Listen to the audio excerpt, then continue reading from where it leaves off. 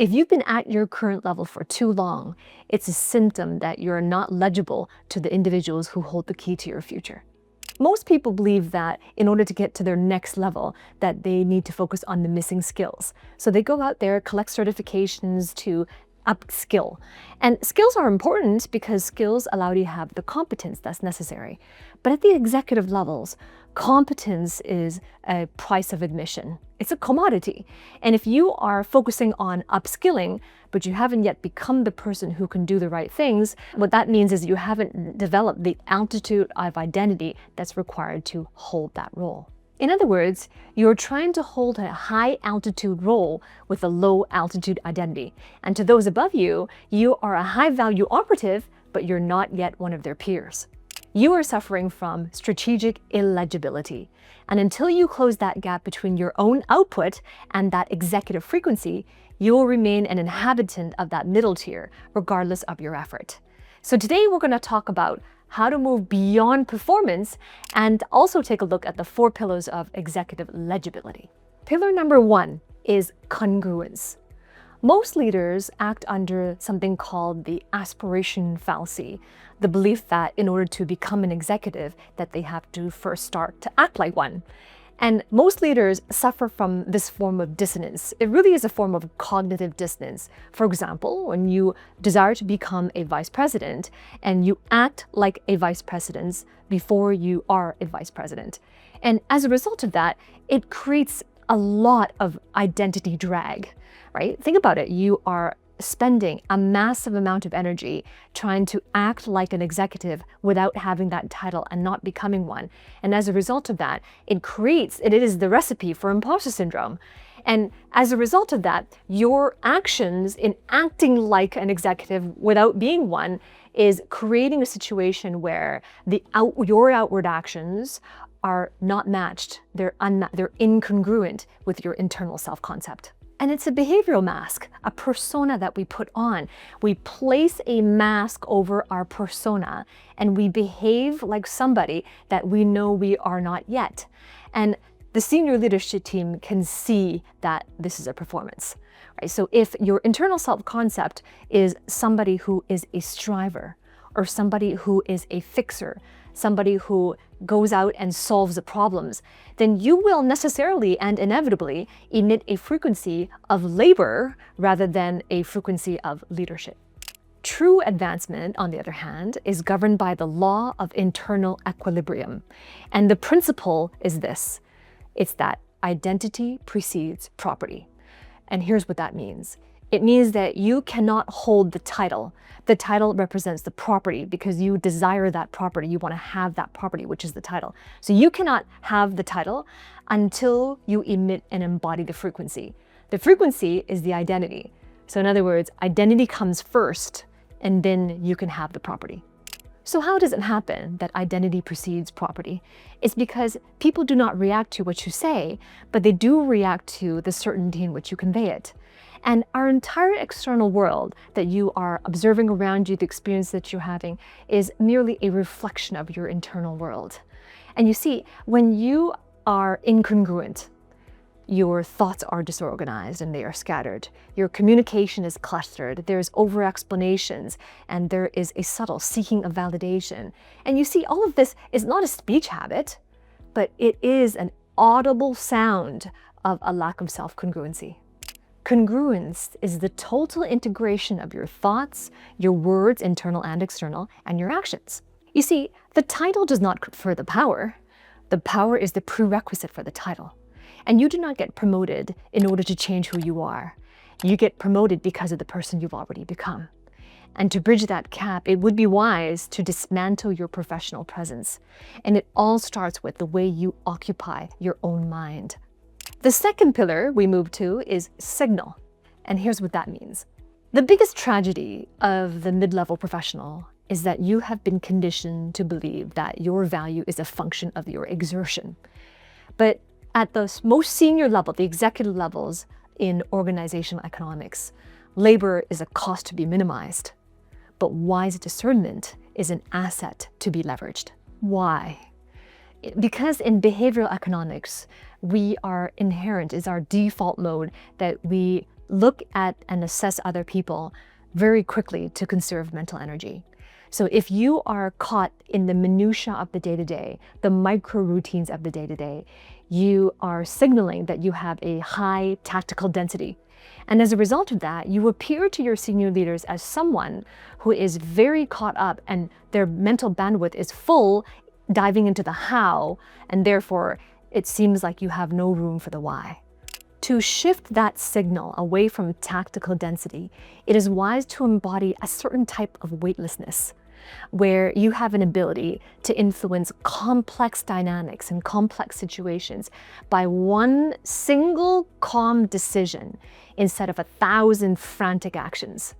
Because here's the truth. The C-suite is not looking for the person who can work more hours, but they are looking for the individuals who can protect the organization from hours being wasted. Broadcasting the right signal is only half the battle.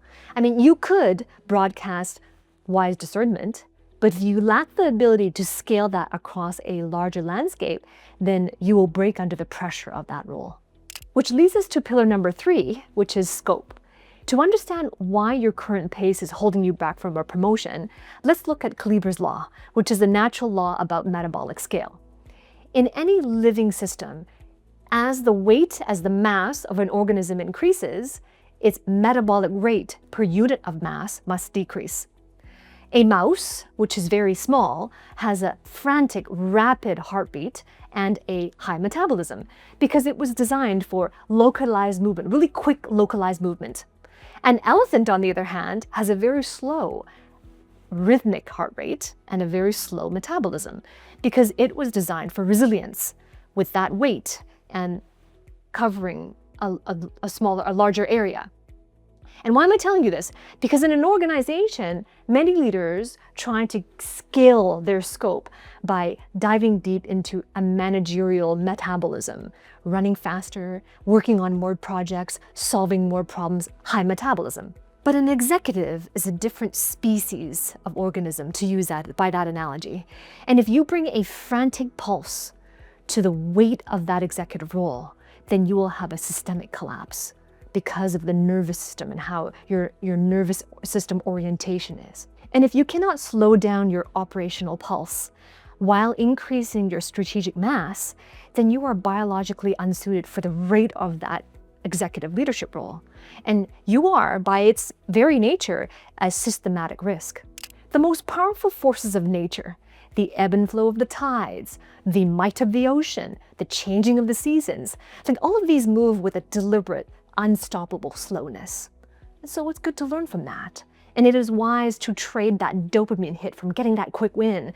Trade that with the gravity of long-term leverage. Now you might be asking, well, how do I do that? That's impossible for me to cover in a 15-minute video, but I can tell you where to start. Number 1, start by expanding your time horizons from quarters to decades. And then number 2, start by expanding your space horizons from just focusing on thinking about your team or department to the big picture of the entire enterprise ecosystem. And once you have mastered the rhythm of that executive, you move from merely occupying space to governing it. And you stop being at the center of the work and you start being the architect of the outcome. And there's 2 options for you to be able to achieve that type of a frequency. The first option is you can try to figure out how to reverse engineer that by looking at the people around you who've been promoted to positions that you desire. Your second option is to work with someone who can coach you on a proven system on how to achieve that, someone who has helped thousands of other professionals to achieve the same. And if you choose that second option, then click on the link below this video and speak to one of my trusted career advisors. And it's just simply a conversation to understand your situation. What are your growth goals? And what is the next level for you? And if it is the right fit, then you'll have my eyes and ears on your situation, on your goals, and my team of coaches will be working along with you as well. And once we do that, you will have the step-by-step curriculum on how to have identity precedes property, and also how to think at a higher level of altitude. So click the link below, and I look forward to working with you on the inside. Pillar number 4 is stewardship. The final shift is the shift from possession to stewardship. An operator operates under the assumption that they own everything. They operate under the assumption that they own their team, they own their team budget, they own their operations, and they own their role, and so on. And as a result of it, they protect what they own, they hoard it. And it's rooted in a mindset of fear, the fear that any direct loss of control is also a loss of value. And as a result of that, it really prevents the organization from breathing. A steward, on the other hand, understands that they own nothing, but instead, they know that they are entrusted with the governance of an asset. For example, you do not own the role, you are entrusted with the governance of that role over a certain period. Stewardship enables the shift from being that indispensable hero to being that architect who builds systems that will thrive independently of your constant intervention. Because you see, if the department, the team, and the projects, if everything under that department, if you were to leave, if you were to go on vacation, if you were not to be present, and if as a result of that, the team would collapse, then you haven't built a high-performing team, you've built a dependency. And a dependency is a low-altitude output. Stewardship requires that you make decisions from the perspective of the future and of your future self. And that's exactly what allows you to structure the ecosystem in a way that it continues to generate value even after you've moved on to your next level of altitude. And this altitude model, right, congruency, signal, scope, stewardship, this altitude model is not a checklist. It is a mirror where everything that's going on the inside of you gets mirrored and reflected back into the outer world. Stop trying to convince the organization that you're ready for the next level, because if you're still operating at that managerial pace in terms of tactical density, hoarding control, then you're effectively signaling to stakeholders that you cannot handle the weight of that role. Align your internal frequency first, then shift your signal from labor to wise discernment. Slow down your metabolic pulse, and then demonstrate stewardship of the future. Because when your altitude is aligned with the vision of where you want to be heading, then your readiness is no longer a question that needs to be debated.